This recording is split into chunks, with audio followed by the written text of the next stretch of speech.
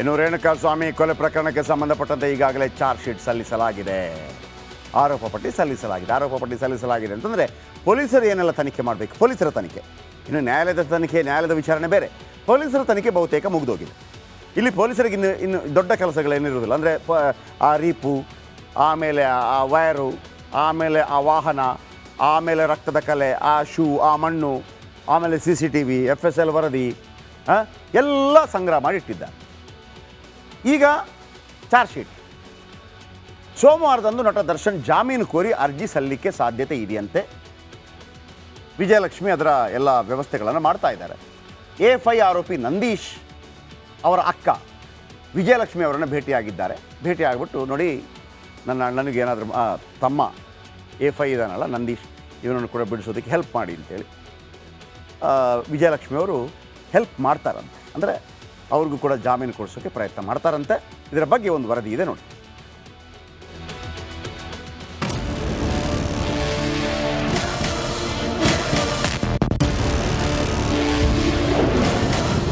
ಸೋಮವಾರ ಕಾಟೇರ ಬೇಲ್ ಅರ್ಜಿ ಸಲ್ಲಿಕೆ.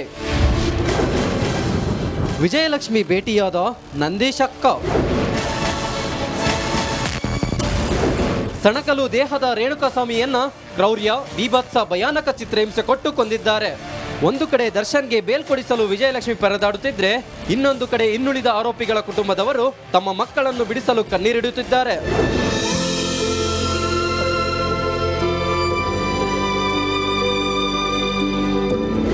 ಈ ಕೊಲೆ ಪ್ರಕರಣದಲ್ಲಿ ಒಟ್ಟು 17 ಆರೋಪಿಗಳಿದ್ದು, ದರ್ಶನ್ ಮತ್ತು ಪವಿತ್ರ ಹೇಗೋ ವಕೀಲರನ್ನು ನೇಮಿಸಿಕೊಂಡಿದ್ದಾರೆ.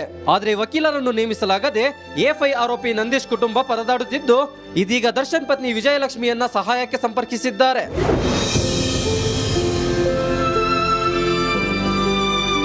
ಹೌದು, ಸೋಮವಾರ ದರ್ಶನ್ ಜಾಮೀನು ಅರ್ಜಿ ಸಲ್ಲಿಕೆ ಮಾಡುವ ಸಾಧ್ಯತೆ ಇದ್ದು, ನಂದೀಶ್ಗೂ ಸಹ ಜಾಮೀನು ಕೊಡಿಸಿ ಎಂದು A5 ಆರೋಪಿಯ ಅಕ್ಕ ವಿಜಯಲಕ್ಷ್ಮಿಯನ್ನು ಕೋರಿದ್ದಾರೆ. ಇದಕ್ಕೆ ದರ್ಶನ್ ಪತ್ನಿಯೂ ಸಹ ಸಹಾಯದ ಹಸ್ತ ಚಾಚಿದ್ದಾರೆ ಎನ್ನಲಾಗ್ತಿದೆ.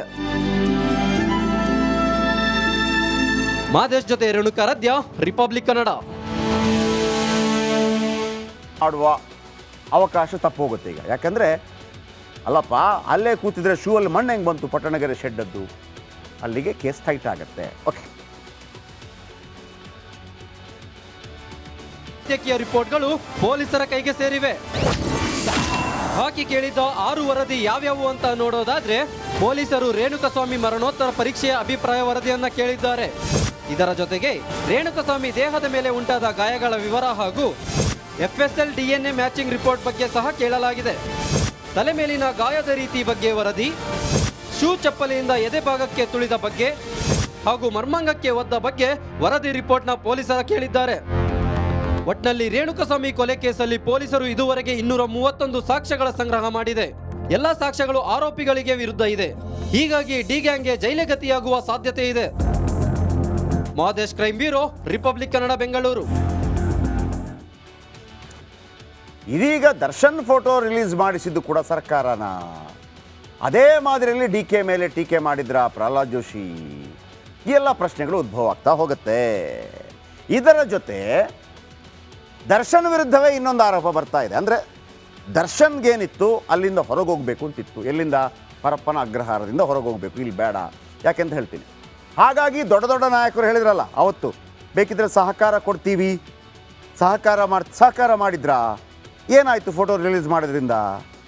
ಇದು ನಿಜವಾಗಿಯೂ ಬಳ್ಳಾರಿ ಜೈಲಿಗೆ ಹೋಗಿರೋದು ದರ್ಶನ್ಗೆ ಒಳ್ಳೆಯದೇ ಆಯಿತಾ? ಯಾಕಂದರೆ ಪರಪ್ಪನ ಅಗ್ರಹಾರದಲ್ಲಿ ಹೆಚ್ಚು ಕೈದಿಗಳಿದ್ದರು. ಹಾಗಾಗಿ ಒಂಥರ ಮುಜುಗರ ಇತ್ತಂತ. 5,000 ಜನ ರೀ, 5,000 ಕೈದಿಗಳು. 5,000 ಕೈದಿಗಳು ಅಂತಂದರೆ ಅವರನ್ನು ನೋಡ್ಕೊಳ್ಳೋಕೆ ಎಷ್ಟಿರ್ತಾರೆ? ಏನು ದೊಡ್ಡ ಹಾಲ್ ದೊಡ್ಡ ಸಭೆ ಥರ ಇರುತ್ತೆ. ಹೀಗಾಗಿ ದರ್ಶನ್ ಆ್ಯಂಡ್ ಟೀಮ್ ಬೇರೆಡೆ ಶಿಫ್ಟ್ ಆಗಲು ಈ ಫೋಟೋ ರಿವೀಲ್ ಮಾಡಲಾಯಿತು. ಆ ಮೂಲಕ ದರ್ಶನ್ ಅವರಿಗೆ ಬಳ್ಳಾರಿ ಕರ್ಕೊಂಡೋಗಿ ಸೇಫ್ ಆಗಿದ್ದರಲ್ಲಿ ತುಂಬ ಜನ ಏನಿಲ್ಲ, 1,000 ಇಲ್ಲಿಗೆ ಹೋಲಿಸಿದ್ರೆ ಭಾಳ ಕಡಿಮೆ. ಬಳ್ಳಾರಿಯಲ್ಲಿ ಕಡಿಮೆ ಕೈದಿ ಇದ್ದಾರೆ, ಯಾವುದೇ ರೀತಿಯಲ್ಲಿ ಸಮಸ್ಯೆ ಆಗಲ್ಲ ಅಂತ ಪ್ಲ್ಯಾನ್. ಇಲ್ಲಿ ದರ್ಶನ್ಗೆ ಹೆಚ್ಚೆಚ್ಚು ಸವಲತ್ತುಗಳನ್ನು ಕೊಟ್ಟರೆ ಉಳಿದವರು ಕೇಳ್ತಾರೆ. ನಟೋರಿಯಸ್ಗಳು ತುಂಬ ಜನ ಇದ್ದಾರೆ. ಆದರೆ ಬೆಕ್ಕಿಗೆ ಗಂಟೆ ಕಟ್ಟೋರು ಯಾರು ಅಂತ ಹೇಳ್ದಂಗೆ ಈ ಫೋಟೋ ಬಿಟ್ಟವ್ರ ರಹಸ್ಯ ಗೊತ್ತಾಗೋದೇಗೆ? ಕೆಲವು ರಹಸ್ಯಗಳು ಗೊತ್ತಾಗೋದೇ ಇಲ್ಲ. ಕೆಲವು ಅತ್ಯುತ್ತಮವಾದ ಪೊಲೀಸ್ ಆಫೀಸರ್ಸ್ ಬಂದರೆ ಅವರಿಗೆ ಹಠ ಇದ್ದರೆ, ಛಲ ಇದ್ದರೆ ತನಿಖೆಯಿಂದ ತಿಳಿಬೋದು. ಇದು ಪರಪ್ಪನ ಅಗ್ರಹಾರದ ಫೋಟೋ ರಿಲೀಸ್ ಆದಾಗ ಎಲ್ಲ ಮಾಧ್ಯಮಗಳಿಗೆ ಒಂದು ಡೌಟ್ ಅಂತೂ ಬಂದಿತ್ತು. ಯಾಕಿದನ್ನು ಫೋಟೋ ಬಂತು, ಹೇಗೆ ಫೋಟೋ ಬಂತು? ಆ ಸಂದರ್ಭದಲ್ಲಿ ಮೂಡ ಮತ್ತು ವಾಲ್ಮೀಕಿ ಹಗರಣ ಬಹಳ ದೊಡ್ಡ ಸದ್ದು ಮಾಡ್ತಾ ಇತ್ತು. ರಿಪಬ್ಲಿಕ್ ಕನ್ನಡ ಪ್ರತಿದಿನ 9 ಗಂಟೆಗೆ ಬೆಳಗ್ಗೆ ಬಿಗ್ ಮಾರ್ನಿಂಗ್ನಲ್ಲಿ ಒಂದೊಂದೇ ದಾಖಲೆಯನ್ನು ಎಲ್ರಿಗೂ ಅರ್ಥವಾಗುವಂಥ ರೀತಿಯಲ್ಲಿ, ನಾವು ಮನಮುಟ್ಟುವ ರೀತಿಯಲ್ಲಿ ಹೇಳ್ತಾ ಇದ್ವಿ. ಜನಸಾಮಾನ್ಯರಿಗೆ ಅದು ಅರ್ಥ ಆಗ್ತಾ ಇತ್ತು. ಆದರೆ ಆ ಫೋಟೋ ರಿಲೀಸ್ ಮಾಡಿದ್ದು ಯಾವುದೋ ಒಂದು ಕಾರಣಕ್ಕಿರಬಹುದು ಅಂತ ಆಲೋಚನೆ ಬಂದಿರ್ಬೋದು. ಆದರೆ ಅದನ್ನು ನಾವು ಪ್ರಸಾರ ಮಾಡಬೇಕು ಅಂತಂದರೆ ಯಾರಾದರೂ ಒಂದು ಹೇಳಿಕೆಯನ್ನು ಕೊಡಬೇಕಾಗತ್ತೆ, ಸುಮ್ಮನೆ ಮಾಡೋಕ್ಕಾಗಲ್ಲ. ಈಗ ಕೇಂದ್ರ ಸಚಿವ ಪ್ರಹ್ಲಾದ್ ಜೋಶಿ, ಒಬ್ಬ ಜವಾಬ್ದಾರಿತ ವ್ಯಕ್ತಿ, ಈ ಆರೋಪವನ್ನು ಮಾಡಿದ್ದಾರೆ. ಏನು? ದರ್ಶನ್ ಪರಪ್ಪನ ಅಗ್ರಹಾರದ ಜೈಲಿನಲ್ಲಿದ್ದ ಬಿಂದಾಸ್ ಫೋಟೋ, ವಿಡಿಯೋ ವೈರಲ್ ಆಗಿದ್ದು ಇದೀಗ ರಾಜಕೀಯ ವಾದ ವಿವಾದಕ್ಕೆ ಕಾರಣವಾಗಿದೆ. ಫೋಟೋ ರಿಲೀಸ್ ಮಾಡಿದ್ದು ಕಾಂಗ್ರೆಸ್ ಕೈವಾಡ ಅಂತ ಪ್ರಹ್ಲಾದ್ ಜೋಶಿ ನೇರ ಆರೋಪ ಮಾಡಿದ್ದಾರೆ. ಅದಕ್ಕೆ DKC ಕೂಡ ಟಕ್ಕರ್ ಕೊಟ್ಟಿದ್ದಾರೆ. ಏನಾಯ್ತು ಈ ಫೋಟೋ ವಿಚಾರ?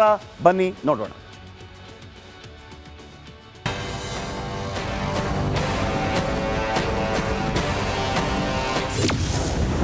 ಜೈಲಿನ ಫೋಟೋ ಹಿಂದೆ ಕೈವಾಡ, ಜೋಶಿ DK ನಡುವೆ ಫೋಟೋ ವಾರ್. ಪ್ರಹ್ಲಾದ್ ಜೋಶಿ ಹೇಳಿಕೆಗೆ DK ಕೌಂಟರ್. ನಿಮಗೆಲ್ಲ ಗೊತ್ತಿರೋ ಹಾಗೆ ಪೊರ್ಕಿಯ ಪರಪ್ಪನ ಅಗ್ರಹಾರ ಜೈಲಿನಲ್ಲಿ ಫೋಟೋಸ್ ರಿಲೀಸ್ ಆಯಿತು. ಆ ಫೋಟೋ ಬಿಟ್ಟಿದ್ದೆ ಕಾಂಗ್ರೆಸ್ನವರು ಅಂತ ಜೋಶಿ ಬಾಂಬ್ ಸಿಡಿಸಿದ್ರು. ಮೂಡ ಮತ್ತು ವಾಲ್ಮೀಕಿ ಪ್ರಕರಣ ಡೈವರ್ಟ್ ಮಾಡೋಕೆ ಫೋಟೋ ಬಿಟ್ರು ಅಂತ ಜೋಶಿ ಬಾಂಬ್ ಹಾಕಿದ್ರು. ಮೂಡ ಹಗರಣದ ಬಗ್ಗೆ ಭಾಳ ದೊಡ್ಡ ಪ್ರಮಾಣದಲ್ಲಿ ಚರ್ಚೆ ಶುರುವಾಯಿತು. ವಾಲ್ಮೀಕಿ ಹಗರಣದ ಚರ್ಚೆ ಶುರುವಾಯಿತು. ಈ ವಾಲ್ಮೀಕಿ ಹಗರಣದ ಚರ್ಚೆ ಡೈವರ್ಟ್ ಮಾಡಬೇಕು ಅಂತ ಹೇಳಿ ಮತ್ತೆ ದರ್ಶನ್ ಪ್ರಕರಣವನ್ನು ಮಾಧ್ಯಮದಲ್ಲಿ ಬರಬೇಕು ಅನ್ನುವಂಥ ಒಂದು ಸಂಕುಚಿತ ಷಡ್ಯಂತ್ರ ಮನೋಭಾವದಿಂದ ಇದನ್ನು ಮಾಡಿದ್ದಾರೆ. ಜೋಶಿ ಹೇಳಿಕೆಗೆ DK ತಿರುಗೇಟು. ಇನ್ನು ಕೇಂದ್ರ ಸಚಿವ ಪ್ರಹ್ಲಾದ್ ಜೋಶಿಯ ಹೇಳಿಕೆಗೆ DCM DK ತಿರುಗೇಟು ಕೊಟ್ಟಿದ್ದಾರೆ. ದರ್ಶನ್ ಮೂಡ ವಿಚಾರ ಬಿಡ್ರಪ್ಪ, ನೀರಾವರಿ ಕ್ಷೇತ್ರದ ಮಹದಾಯಿ ಸಮಸ್ಯೆ ಬಗೆಹರಿಸಿ ಹಾಗೂ ಭದ್ರಾ ಮೇಲ್ದಂಡೆ ಯೋಜನೆಗೆ ಕೇಂದ್ರ ಸರ್ಕಾರದಿಂದ ರಾಜ್ಯಕ್ಕೆ ಬರಬೇಕಾದ ದುಡ್ಡು ಕೊಡಿಸ್ರಪ್ಪ ಅಂತ ಜೋಶಿ ವಿರುದ್ಧ DK ಕೆಂಡಾಕಾರಿದ್ದಾರೆ. ನಾನು ನಮ್ಮ ಕೇಂದ್ರ ಮಂತ್ರಿ ಇದೆಲ್ಲ ಬಿಡಿ, ಯಾವುದು ದರ್ಶನ್ ವಿಚಾರ, ಮೂಡ ವಿಚಾರ ಬಿಡಿ. ಈಗ ಮಹದಾಯಿ ವಿಚಾರ ಏನು ನಮ್ಗೆ ತೊಂದರೆ ಆಗಿದೆ, ಸಮರ್ಥನೆ ಮಾಡ್ಕೋತಾರ. ಪ್ರಹ್ಲಾದ್ನಲ್ಲಿ ಅದು ಕೊರೋನಾದಲ್ಲಿ ಲೂಟಿ ಹೊಡೆದ್ರಂಥದ್ದು, ಅಥವಾ ಈ ಕರೋನಾದ 2,000 ಕೋಟಿ ಏನಾದರೂ BJP ರಾಜ್ಯ ಚುನಾವಣೆಗೆ ಖರ್ಚು ಮಾಡಿದ್ರೆ ಅದನ್ನು, ಅಥವಾ ಕೇಂದ್ರ ಪಾರ್ಲಿಮೆಂಟ್ ಎಲೆಕ್ಷನ್ಗೆ ಹೋಯ್ತಾ ಅಥವಾ ಹೈಕಮಾಂಡ್ಗೆ ಹೋಯ್ತಾ BJP ಹೈಕಮಾಂಡ್ಗೆ ಚುನಾವಣೆ ಖರ್ಚಿಗೆ ಪೋಸ್ಕೊಂಡ್ರ. ಒಟ್ನಲ್ಲಿ ಕಾಟೇರನ ಫೋಟೋ ವೈರಲ್ ಹಿಂದೆ ಕಾಂಗ್ರೆಸ್ ಇದೆ ಅಂತ ಬಿಜೆಪಿಯವರು ಆರೋಪಿಸಿದ್ದಾರೆ. ಕಾಂಗ್ರೆಸ್ನವರು ಕೂಡ ಕೌಂಟರ್ ಕೊಡ್ತಿದ್ದಾರೆ. ಈ ಫೋಟೋ ಕೌಂಟರ್ ಇನ್ಯಾವ ಹಂತಕ್ಕೆ ಹೋಗಿ ತಲುಪುತ್ತೋ ಕಾದು ನೋಡಬೇಕಿದೆ. Political bureau, Republic Kannada, Bengaluru.